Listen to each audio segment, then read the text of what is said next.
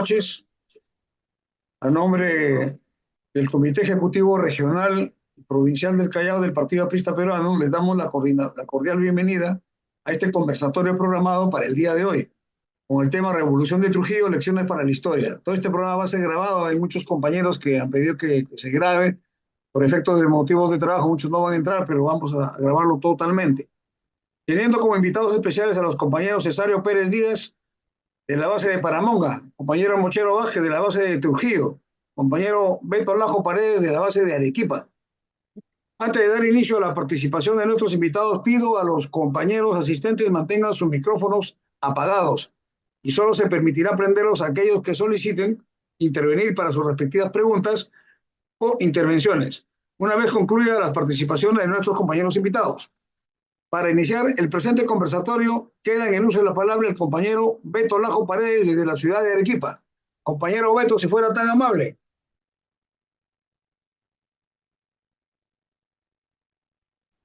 Gracias, compañero Carlos Chamochumbi.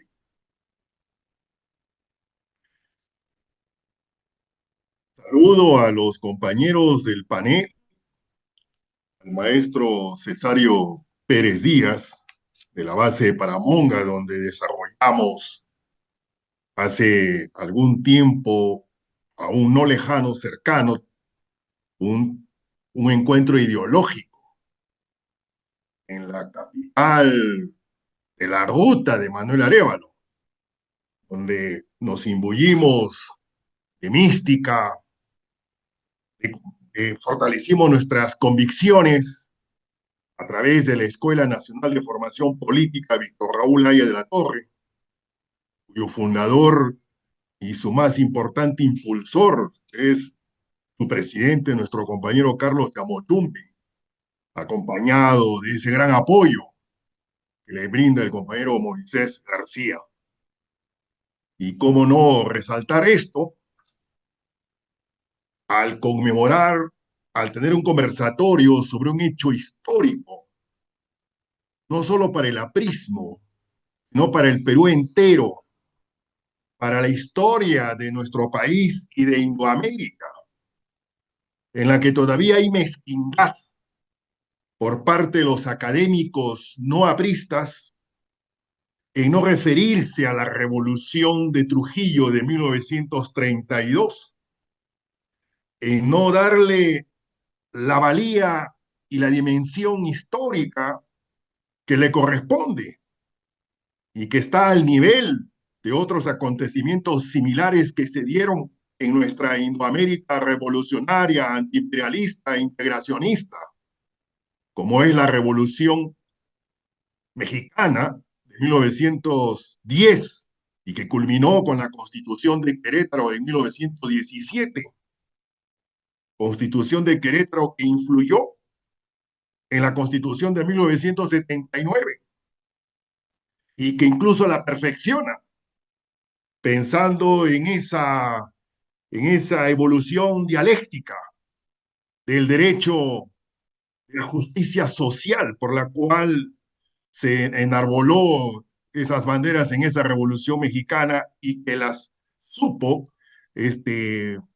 darle mejor forma nuestro maestro Víctor Raúl Haya de la Torre y otras revoluciones que se dieron, incluyendo la cubana, aunque después fue traicionada, la nicaragüense, la boliviana, la venezolana con Acción Democrática y la revolución de Trujillo en el Perú. Hecho histórico que constituye el elemento principal que nos permite señalar y proponer para el debate que el aprismo tuvo varias etapas según el comportamiento que tuvo ante el contexto político que le tocó vivir, soportar y luchar.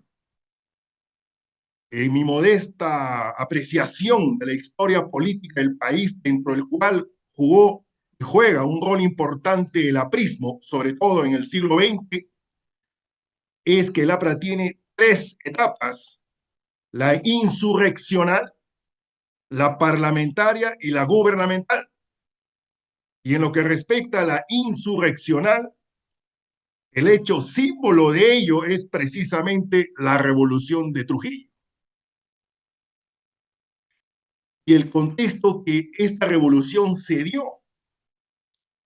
Acabo de leer un libro que ha sido publicado el año pasado, 2024, que se titula Haya de la Torre y la búsqueda del poder, de Íñigo García Brais, en la que señala que la revolución de Trujillo habría sido un acto de indisciplina partidaria. Y así lo señala en sus páginas 230 y 231, lo cual es una apreciación pues muy alejada de la verdad, que no la podemos aceptar, porque cuál fue el contexto que se vivía en ese momento en nuestra patria, y justamente había desarrollado un trabajo en el cual, con motivo de los 100 años de aprismos que se conmemoró el año pasado, yo había señalado que así como ha habido 100 años de aprismo hasta el 2024, pero paralelamente también hubo incluso más de 100 años de antiaprismo. Y hay hechos que así lo revelan, que fueron precedentes y antecedentes de la revolución de Trujillo, que vale la pena señalar. La persecución, encarcelamiento y deportación de Haya por la dictadura de Leguía en octubre del año 1923. La clausura de las universidades populares en octubre del 1923. La Navidad de Sangre en Trujillo, 24 de diciembre de 1931, con la pretensión de asesinar al maestro Víctor Raúl Haya de la Torre. El fraude electoral de las elecciones de 1931, en la cual los historiadores no han investigado. Ha quedado ahí como que hubiesen dos versiones, la versión aprista y la versión no aprista. Y nadie se atreve a esclarecer si efectivamente hubo o no fraude. Para los apristas sí hubo fraude. Y así incluso lo revela la Enciclopedia Británica. Después, la ley de emergencia 74-79, con la cual dieron carta blanca para perseguir, encarcelar y deportar a los apristas, sin derecho a la defensa, sin el debido proceso. La clausura abusiva del diario del pueblo, que era La Tribuna, el 15 de febrero de 1932, y la ley de emergencia que salió en enero de 1932. El desaforo brutal de nuestros congresistas en febrero de 1932. La denuncia contra Haya de la Torre del 1 de marzo de 1932. La apertura del auto de instrucción contra Haya de la Torre en marzo de 1932. La captura de Víctor Raúl, acaecido el 6 de mayo de 1932. El criminal fusilamiento de 8 marineritos, entre ellos un menor de edad, por el déspota Sánchez Cerro, en mayo de 1932. La instructiva de Haya de la Torre, en un proceso judicial amañado, aberrante, el 20 de mayo de 1932. Estos fueron los antecedentes en ese contexto de brutalidad, de persecución, de antiaprismo, de la derecha cavernaria en contra del aprismo, lo cual desencadenó la revolución de Trujillo, que fue una expresión auténticamente popular, que esta es la lección que debemos extraer y no olvidar. Fue una revolución popular de campesinos, de obreros, de maestros, de estudiantes, de mujeres, de jóvenes, pero contra una situación de tiranía, de injusticia, de persecución, de violación de la Constitución, de transgresión a los más elementales derechos. Entonces, ¿cómo alguien puede hablar de que eso fue un acto de indisciplina? Fue un acto de respuesta valiente, combativa de un pueblo. Y ese es el simbolismo el cual representa la revolución de Trujillo. Y que de ahí se desencadenaron otras acciones de similares características en todo el país, fundamentalmente en el norte, donde surgieron los mártires con emitiendo frases estremecedoras que hasta ahora nos conmueven, como la de Carlos Phillips. Solo el aprismo salvará, solo Dios salvará mi alma y solo el aprismo salvará al Perú. ¿Eh?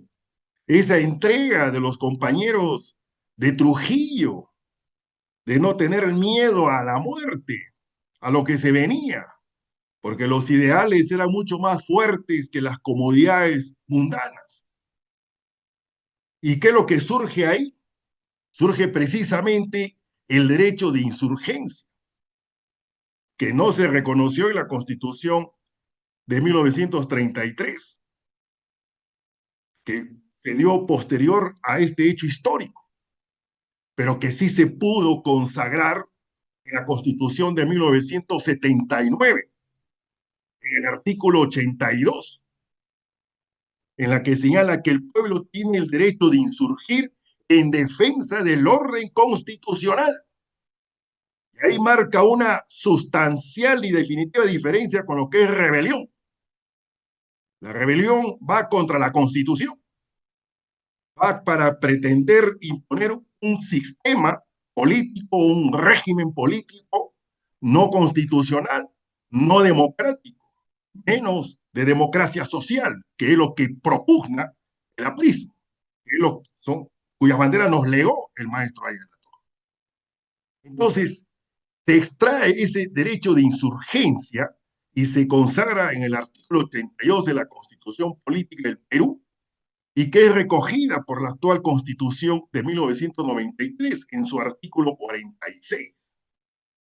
Esa es la lección, una de las lecciones de la cual se extrae y es consecuencia de ese levantamiento popular del cual debemos sentirnos orgullosos, no solamente los apristas, sino también los peruanos y peruanas, más allá de las fronteras partidarias. Porque eso demostró que en el Perú sí hay gente que no soportamos las tiranías, ni de derecha ni de izquierda, ni fascista ni comunista, ni civil ni militar, ni de arriba ni de abajo. Ahí se extrae justamente la esencia democrática y libertaria del aprismo, que jamás quiso ser un partido único, nunca planteó el exclusivismo, todo lo contrario. Y ese es otro aspecto que hay que reconocer en el aprismo, que es un verdadero y genuino y consecuente proponente de un verdadero sistema de partidos, en la que hayan varios, pero no muchos, varios. Y aquí cabe una feliz expresión del entonces uno de los más connotados apristas en su momento, Andrés Townsend Escorra, y dijo que la democracia es como el avión, que requiere de dos alas, un ala derecha y un ala izquierda, y señaló que el ala izquierda es el APRA. Y también dijo de que si a ese avión le faltaba un ala, ese avión no iba a tener estabilidad y se iba a estrellar. Esa es la esencia que también tenemos que rescatar los apristas. No somos exclusivistas, a pesar del gran acierto que se tuvo en identificar los problemas políticos, sociales y económicos del Perú e Indoamérica y las propuestas del Estado antiimperialista, de la unidad de América Latina, de la nacionalización de la riqueza, de la interamericanización del Canal de Panamá, del internacionalismo solidario con todos los pueblos, clases y razas oprimidas del mundo. Y siempre nuestra identificación con la democracia funcional, no solo política, sino también económica. Y la propuesta del Congreso Económico Nacional que habría que modernizarlo, innovarlo y replantearlo. Entonces, todas estas lecciones son de la revolución de Trujillo y cuya célula parlamentaria de 1931 a 1932, que plantearon más de 100 proyectos de leyes a ese Congreso, entre los cuales estaba la ciudadanía a los 18 años, el voto a la mujer, cambiar la estructura del Estado, de tener un Estado funcional, de crear algunos ministerios como el de Economía y Finanzas y otros.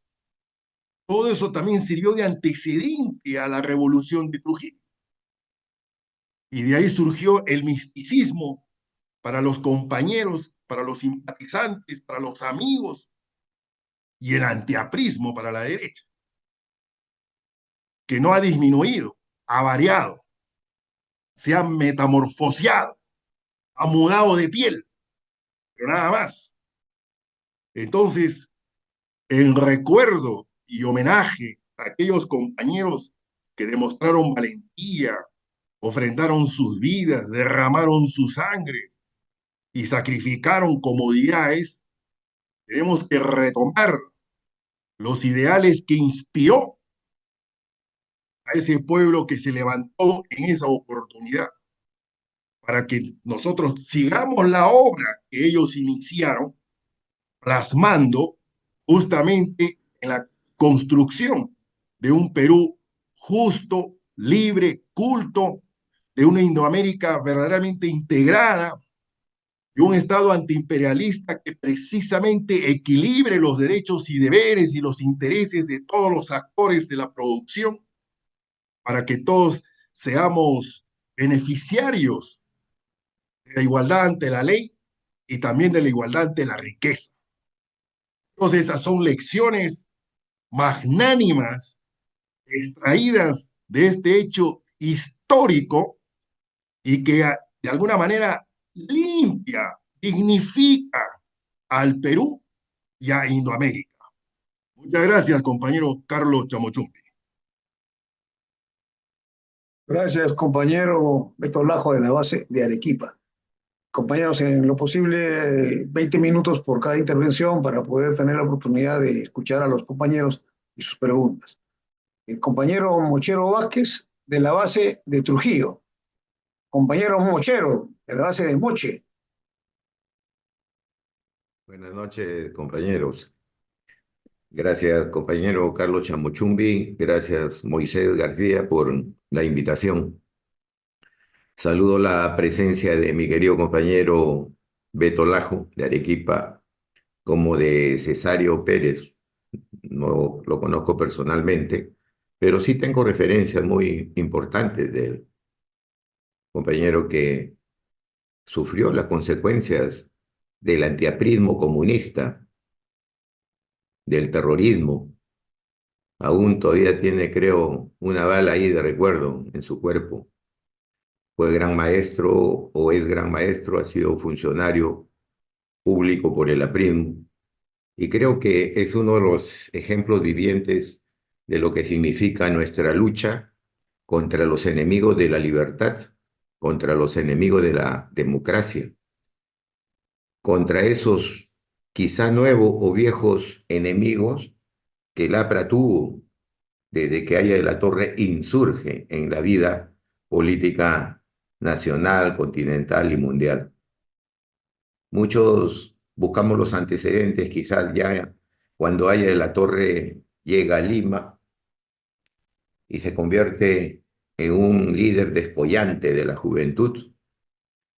Otros partimos desde el mismo momento en que Haya de la Torre llega al mundo, el 22 de febrero de 1895, porque desde el 22 de febrero de 1895 hasta 1917, que Haya de la Torre sale de Trujillo a Lima, Él ya había marcado un camino y había dejado una estela de lo que sería su vida en el futuro.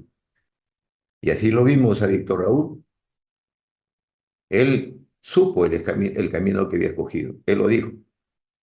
Yo hubiera vivido tranquilamente disfrutando de las bondades de la aristocracia familiar.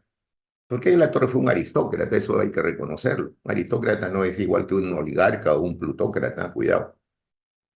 Los aristócratas son hombres cultos, son hombres de sangre, son hombres que tienen la posibilidad de educarse. Y en el aprismo nosotros tenemos la suerte de tener un trujillano como él. Pero digo esto porque ayer la Torre desde niño estuvo vinculado a querer cambiar la sociedad. Y a partir de la educación, él pensó que nosotros podríamos terminar con los viejos males que todavía el Perú tiene hoy día. Quizás mucho más fuerte que hace 100 años. Corrupción, ineptitud, ¿no? Falta de transparencia en los políticos de hoy día, que están en todos los partidos, incluido en el nuestro, y eso hay que decirlo siempre. Entonces ahí en la Torre, con ese anhelo de tener una escuela en su casa, de hacer una universidad popular en Trujillo, de mirar también cómo la conducta de las personas no era la que iba en ese ritmo que necesitaba nuestro país, nuestro continente, que quizás existen en otras sociedades. Lo fue no desilusionando, sino lo fue fortaleciendo en una tarea terca. Por eso llega el 17 a Lima, busca a su maestro González Prada, conversa con él, se va al Cusco, porque ya conocía el norte, pero no conocía el centro y el sur del país. Y él quería conocer esa otra realidad, que es lo que siempre nos inculcaba a él. Cuando él habla del espacio-tiempo histórico, ya ese es el resumen final de esas inquietudes iniciales. Conocer la realidad para ubicarnos dentro de nuestra propia realidad y plantear la solución a los problemas. Se va al Cusco y encuentra una realidad social, económica, una idiosincrasia completamente distinta. La Torre fue un gran admirador, dice, de Lenin, porque fue un gran psicólogo social y pudo comprender y entender, y por eso fue el que lideró la Revolución Rusa en 1917. Y entonces La Torre conoce el sur, por eso hay esa famosa frase que dice, en el Cusco nació el nuevo verbo y del Cusco nació o nacerá la nueva acción.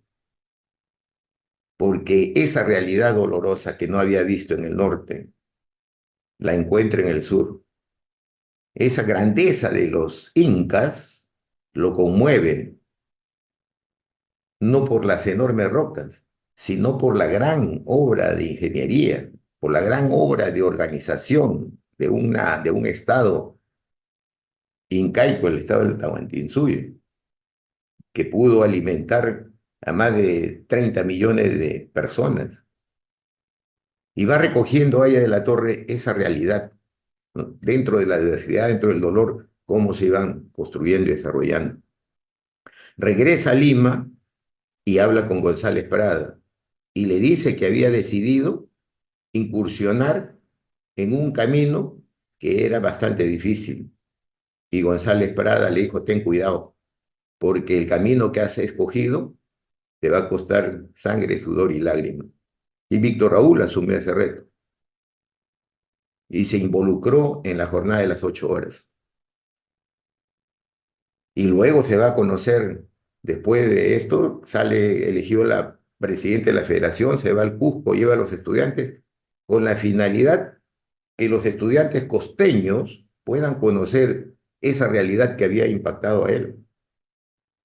Y decía, aquí en la costa ustedes nunca han escuchado el sonido de un trueno. Y era verdad, lo que él quería decirle en esas palabras es que ellos nunca habían visto lo que él había visto y había cambiado su conciencia. La explotación, no solamente de los gamonales de piel blanca, sino de los gamonales de piel cobriza, decía Víctor Raúl. La explotación no es de los blancos ni de los pitucos, no, no, no. En el Perú tenemos explotadores que tienen la piel igual que nosotros, cobriza.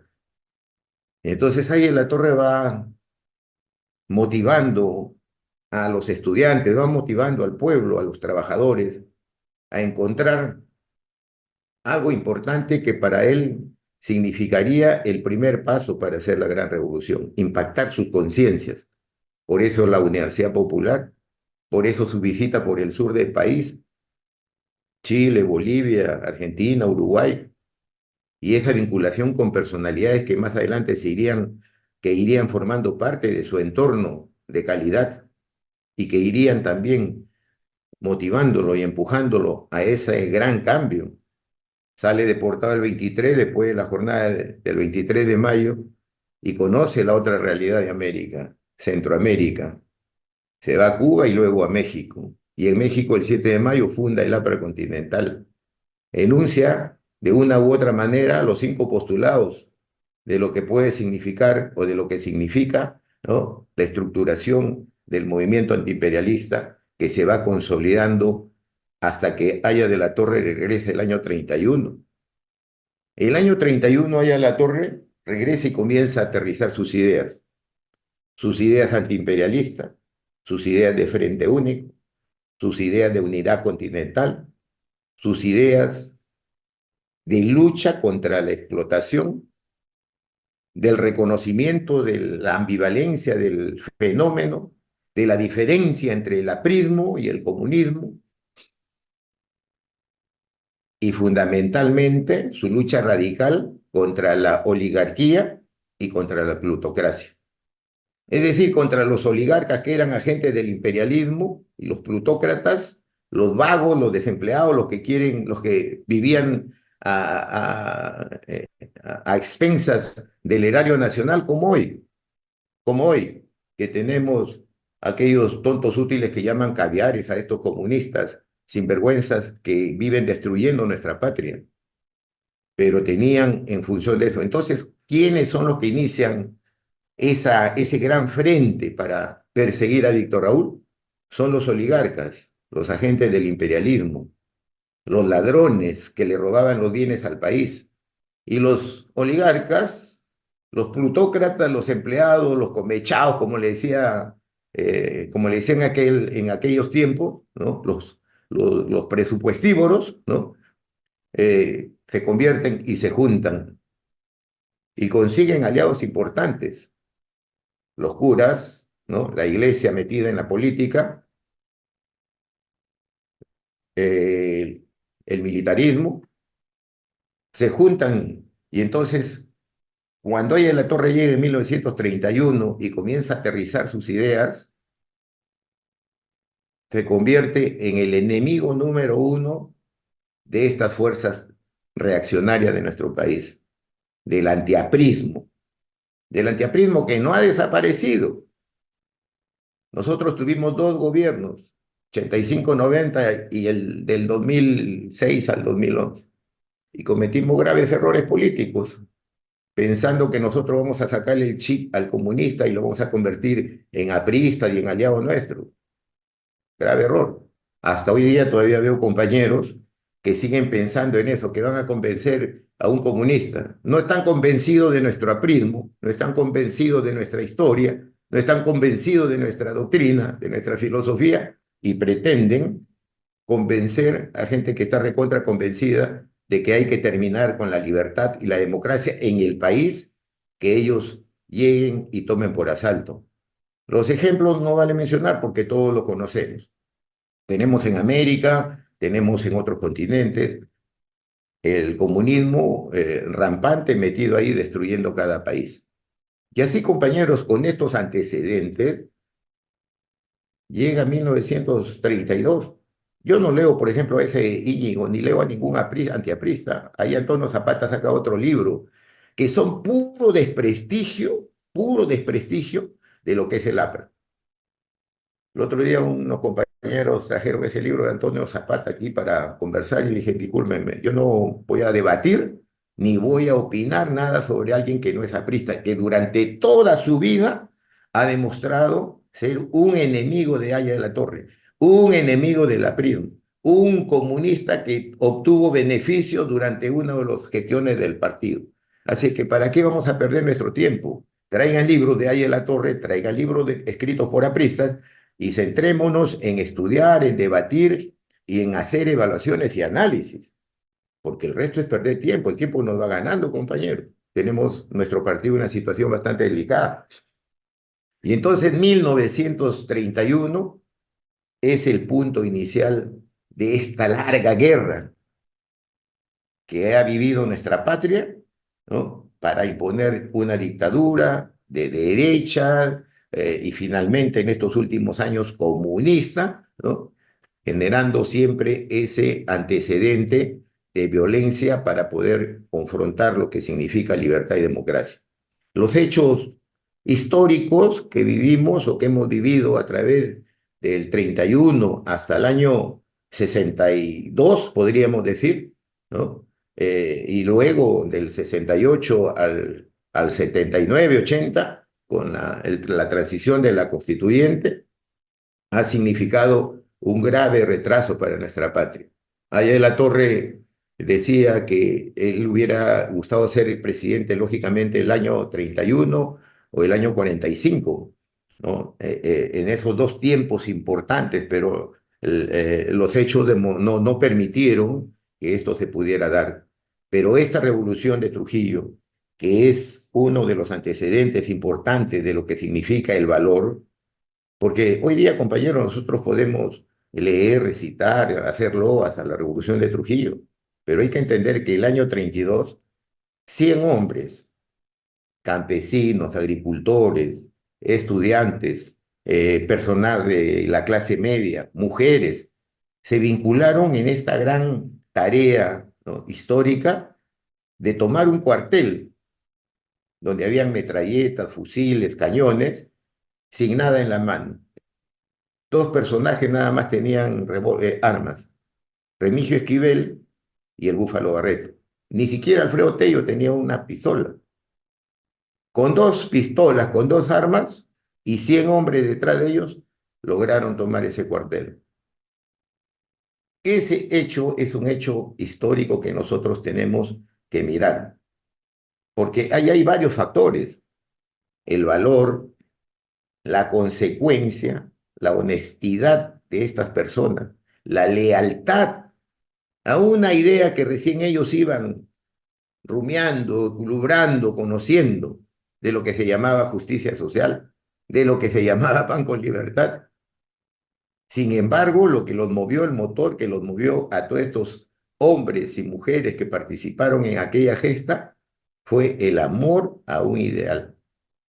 La fe ciega en un joven trujillano que desde chico, desde niño, había dado muestras de ser un hombre vinculado a los sectores sociales.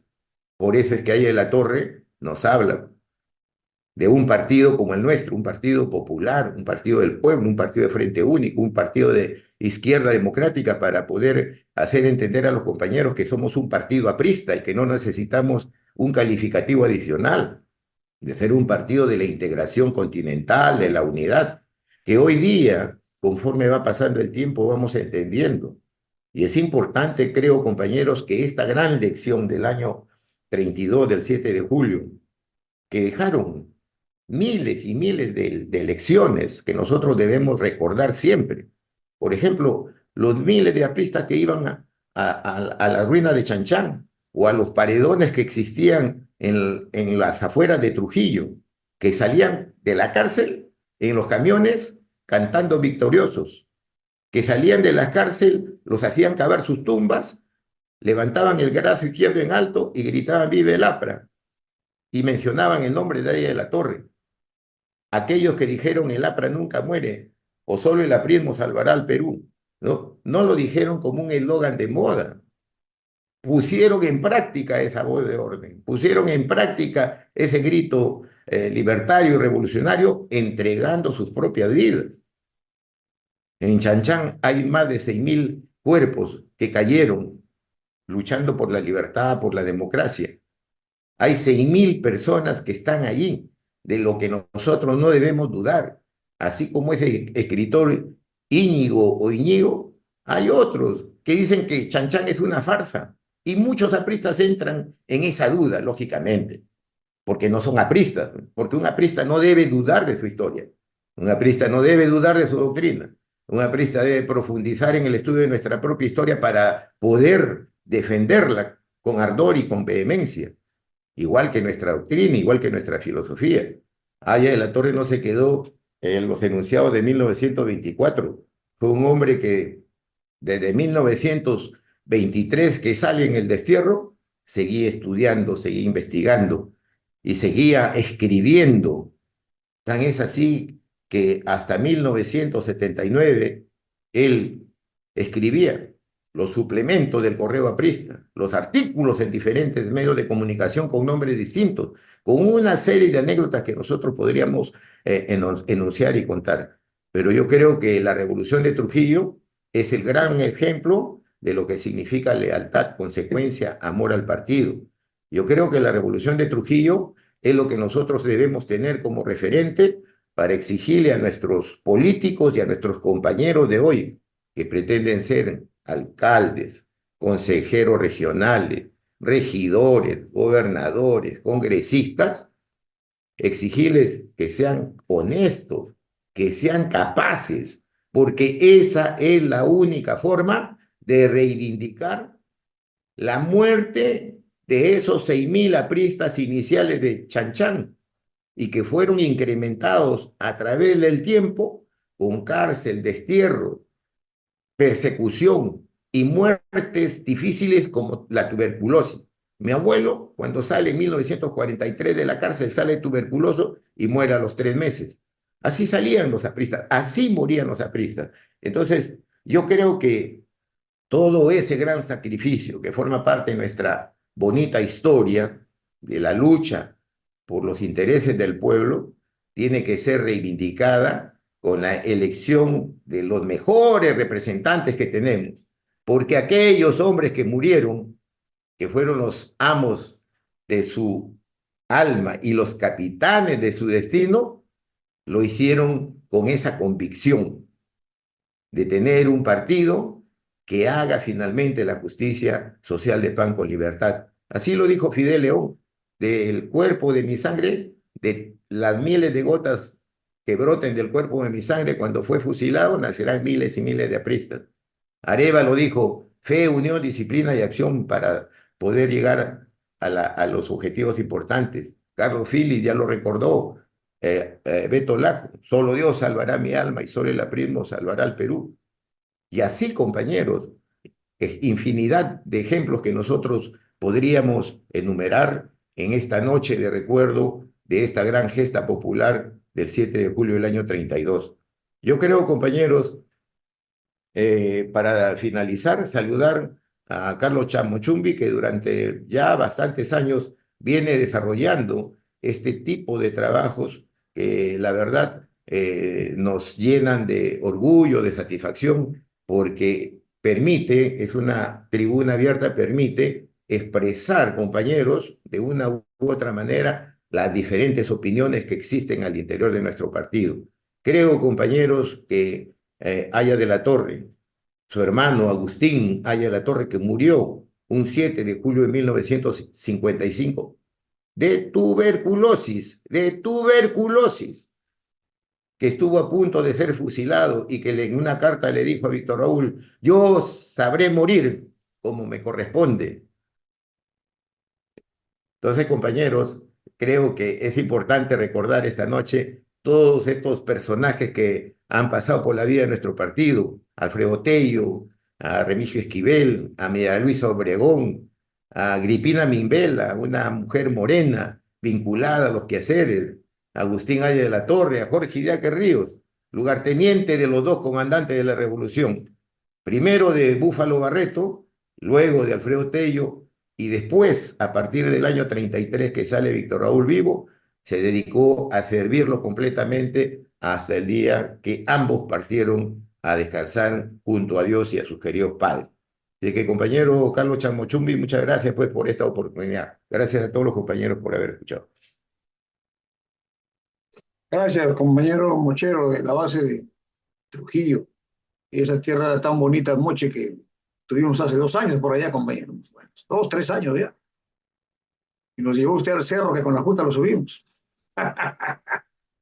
Compañeros, muchas gracias, compañero Mochero. Finalmente, queda en el uso de la palabra el compañero Cesario Pérez Díaz, desde el distrito de Paramonga. Maestro Cesario, tiene la palabra. Aló, ¿se escucha, no? Sí, compañero Cesario. ¿Se escucha? Sí, se escucha claramente. Ah, ya, muy bien, compañeros. Primeramente, Carlitos el Chapachumbe, un abrazo, igual que a Beto, porque hace ya unos meses que dejamos de encontrarnos aquí en Paramonga.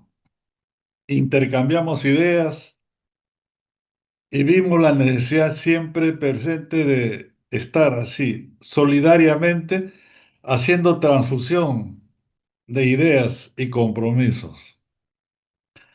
Esta noche es una satisfacción moral conversar con ustedes, con Beto, con el compañero Mochero, sobre un hecho que pareciera que está pasando simplemente como una efeméride de un calendario, que si lo colocamos en una línea de tiempo, se corre el riesgo de quedar como un suceso anecdótico al estilo de José Olaya, Tupac Amaru. Y eso no debe suceder. Lo digo por la milagrosa providencia que me ha permitido seguir viviendo después de haber enfrentado a un comando de aniquilamiento dentro de mi hogar. Ellos quisieron eliminarme porque sabían qué tipo de cuadro político era. No tuvieron el valor de reivindicarlo, porque la respuesta del pueblo fue contundente. Lo mantuvieron en secreto. Entonces yo me pongo en la posición de todos los que fallecieron en la gesta del 7 de julio de 1932 y me pongo a mirar el contexto del espacio-tiempo histórico actual. Observo todas las cosas que vienen ocurriendo y pareciera que esas cosas nunca hubieran ocurrido antes. Nosotros sabemos, y los que escriben la historia viva de la política aprista, saben que ese levantamiento popular que se llevó a cabo y cuyo epicentro fue la ciudad de Trujillo, pero tenía un radio de acción, tenía un campo magnético de influencia, se hizo porque habían malas condiciones de vida. Había una fuerte corrupción en la tiranía del gobierno de Sánchez Cerro y había una represión política. Y la primera pregunta socrática que nos sale y nos viene y nos interroga es lo siguiente: ¿acaso no es verdad que las condiciones de vida actual de los millones de peruanos no son tan malas o quizás más que la que vivieron los compañeros de Trujillo? ¿Acaso la corrupción que vemos todos los días, adultos, jóvenes y niños, por la televisión, por los periódicos, de toda esa pachanga que hay en el Ejecutivo, esa frivolidad sobre el manejo de los recursos del Estado para robar, para aumentarse, o el Congreso que se aumenta, se aumenta, se aumenta, y a los pobres peruanos como los pobres maestros, ¿acaso le pagan lo justo? ¿Le reivindican lo justo? Esa situación no existió antes, sí, y sigue existiendo. Bien, si nosotros razonablemente meditamos y como seres inteligentes creados a imagen y semejanza del Altísimo, podemos inferir y decir, si estas condiciones fueron las causas reales del levantamiento del oprobio de esa época, ¿por qué ahora hay mucha indiferencia, mucha frivolidad? ¿Qué ha pasado? Por eso decía, esto debió de ser y debe ser en un próximo evento una celebración, no alegre, sino una celebración histórica como si hubiese celebrado el martirologio de Túpac Amaru. El compañero jefe, en el tomo 1, hablando sobre Túpac Amaru, hace una meditación muy sincera y muy objetiva. Él dice, ¿por qué vamos a rendirle homenaje a Túpac Amaru? Ahora, dice, cuando estamos dándole vidas al conquistador Pizarro que está ahí en la Plaza de Armas. Es un sinsentido. Ya habrá, dice, ya habrá un futuro donde se rendirá homenaje real a Túpac Amaru, dando a entender pues que muchas veces la sociedad es invadida por toda una fuerza espiritual y moral que es promovida por personajes que tienen poder económico, poder cultural y tienen el poder diabólico de querer sojuzgar al ser humano, aplastar al otro. Por eso, en esta conversación yo quiero traer a colación a raíz del martirologio de toda esa familia aprista y no aprista que vivieron la tragedia del bombardeo de Sánchez Cerro, aquella hermosa parábola del buen samaritano. Narra Jesús la parábola diciendo que un comerciante iba por un camino y le da al encuentro un ladrón. Lo asalta, le pega, lo golpea y lo deja tirado y se va, herido de muerte, despojado de sus bienes, le robaron, abandonado. Y de pronto aparece un hombre que viene a la distancia, no célebre, sino sencillo. Es un hombre con vestimenta mística, es un fariseo, es un sacerdote. Pasa, mira al herido y sigue de frente, porque no era fariseo. Luego se acerca otro, un levita,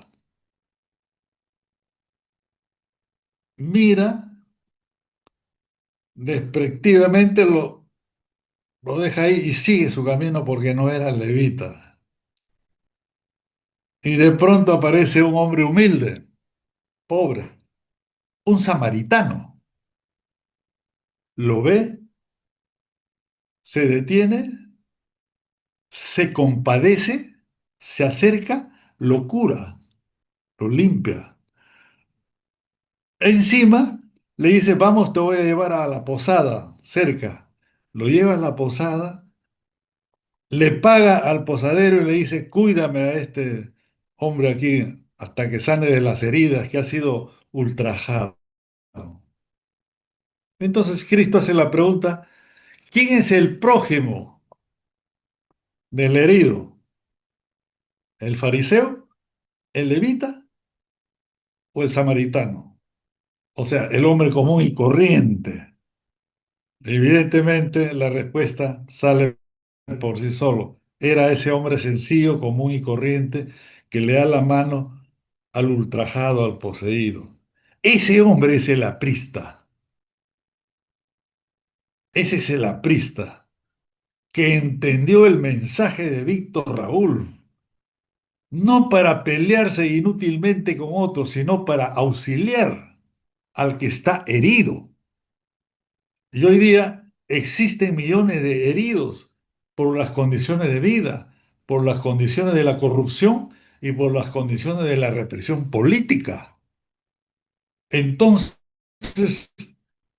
el destino nos está volviendo a llamar, compañeros.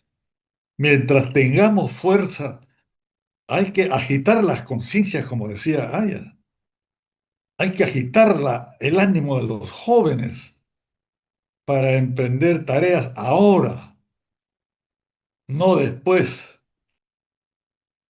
No podemos dedicarnos a estudiar ahora y después salir a actuar. Eso no hizo Aya La Torre, ese no fue ejemplo. Aya decía, yo prefiero hacer y organizar. No tengo tiempo para el debate, decía. O sea, es apremiante la vida del prójimo, la vida del explotado. Ese es el explotado. Es el hombre que es maltratado por otro hombre, pero ese otro hombre es un alienado porque tiene poder cultural, poder económico, tiene chulíos, tiene soplones, tiene toda una serie de cosas para maltratar al otro. Esa es la misión, compañeros. Actuemos como el samaritano. En otras palabras, el aprista tiene que ser un militante comprometido.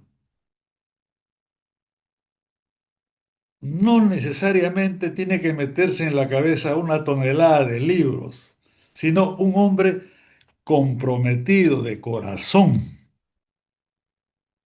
Y ese compromiso es la que nos va a acercar nuevamente a las grandes mayorías que siguen siendo estafadas por la derecha histórica y por la vieja izquierda, que es el gemelo de la derecha. No nos olvidemos, el denario es el dinero del emperador, del César. Tiene dos caras. En una cara está el capitalismo y en la otra cara está el comunismo. Este denario con las dos caras son capaces de crear la civilización del simio, no la civilización de la libertad. Los apristas no estamos en esa cara. Nosotros venimos de otra dimensión cosmológica para ser la civilización humana. Pero muchas veces, compañeros, nos gana a veces el sueño del atardecer, ¿no? Nos gana a veces el calor de la casa y queremos estar al abrigo de nuestro calentador y nos olvidamos del compromiso que tenemos, hacer, ¿no? Hacer. Y tener cuidado de solamente quedarnos en pensar, escribir y debatir. No, hacer la tarea para hacer el arte. Es importante también, compañeros, a la luz de este martirologio que es una especie de sacramento, ¿no? Para mí es un sacramento tan igual como el sacramento de los apóstoles, tiene que seguir viva en nuestra cabeza. ¿Por qué? Porque este sacrificio fue la encarnación inicial de las aspiraciones que el compañero Aya venía construyendo.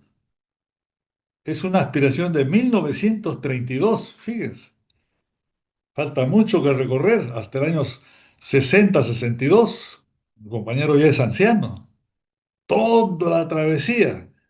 Aquí estaba todo el calor y el fulgor de la luz. Entonces, eso debería de siempre ser encendida en estas celebraciones de toda una epopeya que puede quedar peligrosamente en el recuerdo. Y las clases explotadoras son muy hábiles en hacer marcar eso en la juventud. Entonces ya no tendríamos razón de ser, simplemente estudiaríamos el martirologio del APRA como quien estudia pues a Olaya, a Micaela Bastidas, ¿no? Hay una colección de libros sobre la historia del Perú. El sexto tomo habla sobre montoneras, guerrillas y levantamientos, pero esta información.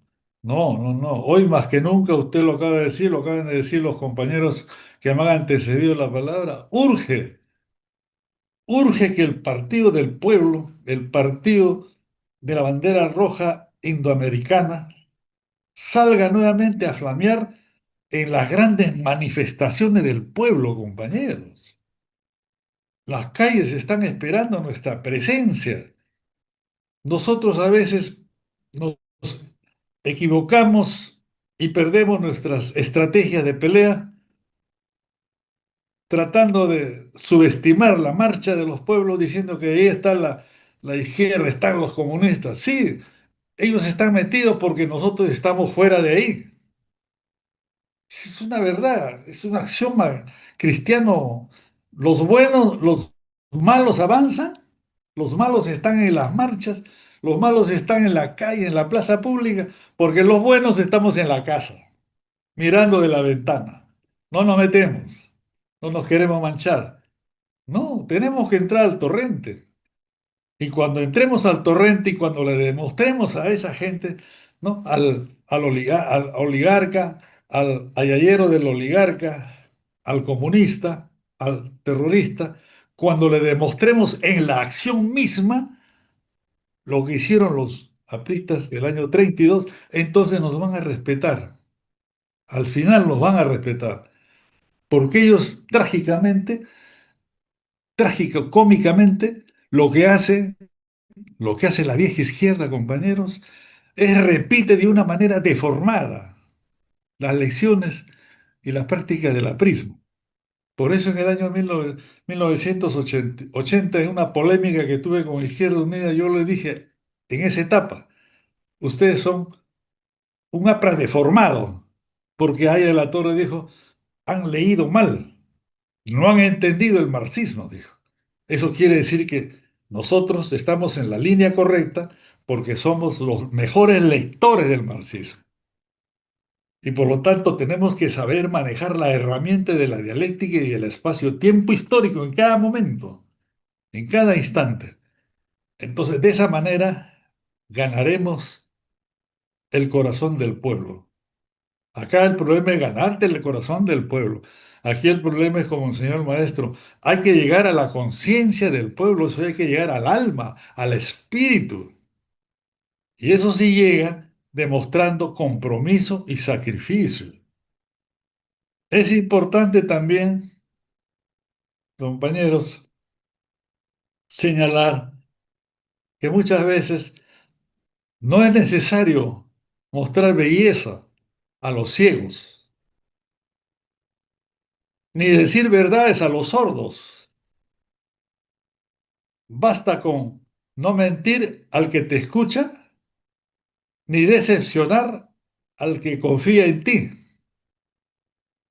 Las palabras conquistan temporalmente, pero los hechos, esos sí, nos ganan o nos pierden para siempre. Por eso, los hechos son el secreto de la avanzada, de la primo en esta etapa nueva del siglo XXI. En los hechos tenemos que estar, no en la biblioteca, en los hechos. Y en los hechos ganaremos los vítores del pueblo. ¿Por qué? Porque conquistaremos para ellos su felicidad, toda su drama. Imagínense, compañeros, aprovecho unos segundos, imagínense un profesor de 85 años gana un juicio al Estado porque no le pagaron bien la preparación de clases y le gana el juicio. Ahora ya no es como antes, le gana el juicio y el Poder Judicial remite todas las actas a la región. Y en la región aparece un grupo de gurúes, magos, que deciden cuándo te pagan y cómo te pagan. Y esperan la venia del Ministerio de Economía. Te dan una cifra apreciable que no pase de 10.000 soles de tu adeudo social si estás agonizando de cáncer terminal. ¿No le parece eso una injusticia, compañeros? Algo, es un detalle que se nos va. ¿Y a cuántos compañeros que son abogados se les ha ido de la mano? ¿Quién es este ente del gobierno regional y del gobierno central que dice no? No hay que pagarle todo el monto, sino hay que establecer una jerarquía. Hay que darle un poco regular a los que se están muriendo, a los que son cojos, enfermos, tienen problemas físicos, hay que darle un poquito más, 4.000 soles. Y a los que son viejos de edad, 3.000 soles. Si el jubilado ganó un juicio por 90.000 soles, y le van a dar cada año 3.000 soles, imagínense, compañero, ese señor tendría que vivir pues 30 años. 80 más 30 tendría que vivir 110 años. Esos son, por ejemplo, injusticias que llegan a la nervadura humana por la cual el APRA debe saltar como un león, como un tigre, para romper esa forma de dominación y de golpear como lo golpearon a los compañeros del norte, Lambayeque, Chiclayo, Huaraz, Talara. Por eso es importante este grito de libertad que se escuchó en el norte. Por eso es importante el levantamiento de Trujillo, la insurrección popular. ¿Por qué? Porque es un arma de los pobres. La derecha, compañeros, es muy hábil. Permítame leerles acá un párrafo de cómo la oligarquía feudal de los años 30, 40 calumniaron y golpearon a Haya y a la Prismo a través del Ministerio de Gobierno y Policía, contratando a intelectuales. Miren lo que dice, lo voy a leer. Es indiscutible que el llamado Partido Aprista Peruano no respondió desde su nacimiento a un anhelo de las masas populares del Perú, como pretenden sus dirigentes. Se inspiró en la doctrina del APRA, que no es ni puede ser un movimiento nacional que condense las aspiraciones del pueblo peruano. Es como sus fundadores lo han declarado, una secta internacional, fundada y organizada en Europa por un grupo de demagogos y renegados expulsados de varios países latinoamericanos que recibieron instrucciones de Moscú y crearon una especie de logia con una doctrina de factura bolchevique para un hipotético Estado al que llamaron Indoamérica, pero no para el Perú. Miren, compañeros, la oligarquía no es estúpida. A veces yo me sorprende cuando leo algunos libros de algunos compañeros jóvenes diciendo que el imperialismo ya no existe. O sea, que no existe el explotador, mejor dicho.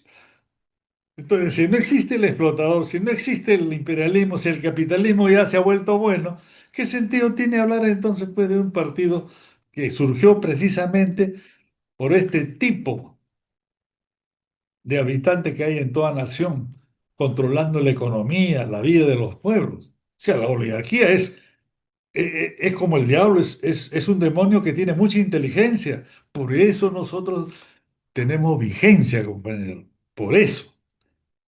no la izquierda, la vieja izquierda, la izquierda marxista, no. Ellos simplemente fueron una pieza de la internacional estalinista. E inclusive, su revolución de ellos no fue producto de los bolcheviques. Lenin llegó en el año 1917, cuando las masas estaban enardecidas, habían tomado el Palacio de Invierno, había muchos grupos revolucionarios. Entonces, Lenin llega cuando el Estado se está desorganizando, desmoronando. Ahí no se reunió un grupo como acá se reúne el llamado doctor Guzmán, ¿no? El terrícola de Ruco, se reúne con 1000 jóvenes y esto dice, declaran la guerra al Estado, la guerra popular. Así no es, nunca ha sido así. La revolución nace del pueblo mismo, del corazón popular, cuando siente el látigo como pasó en Trujillo. Esa rebelión nace del pueblo mismo. No nació porque un grupo se reunió y dijo, vamos a asaltar el cuartel O'Donovan. No nació así. No nació como Castro, que hizo eso, bueno, se reunió con tres, cuatro y fueron a disparar. No, es el pueblo hastiado de la opresión. Entonces, para nosotros, los que manejamos la dialéctica del espacio-tiempo histórico, la rebelión de los pueblos siempre va a empezar no del dirigente, sino del pueblo mismo. Y para que empiece del pueblo mismo, nosotros tenemos que acompañar al pueblo mismo en sus dolores, en sus sufrimientos, en lo que día a día. Recién ahí nos identificaremos en la carne, en el espíritu y en la sangre y marcharemos junto a nuestro pueblo, compañero. Esa es la reflexión y la intención de haber participado esta noche, compañero Chamochumbe. Me da mucho gusto de nuevo verlo. Gracias, compañero Cesario. Muchísimas gracias, compañeros. Compañeros, es para mí un orgullo haber tenido a los tres compañeros, porque como bien dice el compañero Cesario, no solamente pongamos a historia de Trujillo el 7 de julio, ¿no? Como si fuera un hecho anecdótico, ¿no? Va más allá de eso. Forma parte de la carne misma de la prima, del pueblo. Entonces, yo estoy, compañeros, satisfecho con el compañero también Moisés, que está a mi lado. Hemos escuchado atentamente todo y agradecemos a los compañeros. Esto ha sido grabado. A partir de mañana va a ser difundido a nivel nacional. Compañeros, ¿alguna pregunta, estimados compañeros que están? ¿Alguna intervención? ¿Alguna pregunta, compañeros? Pueden levantar la mano, compañeros, la mano virtual.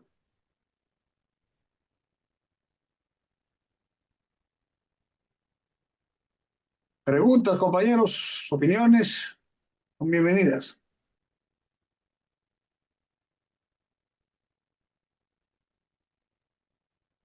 Bien, compañeros, todo así muy claro.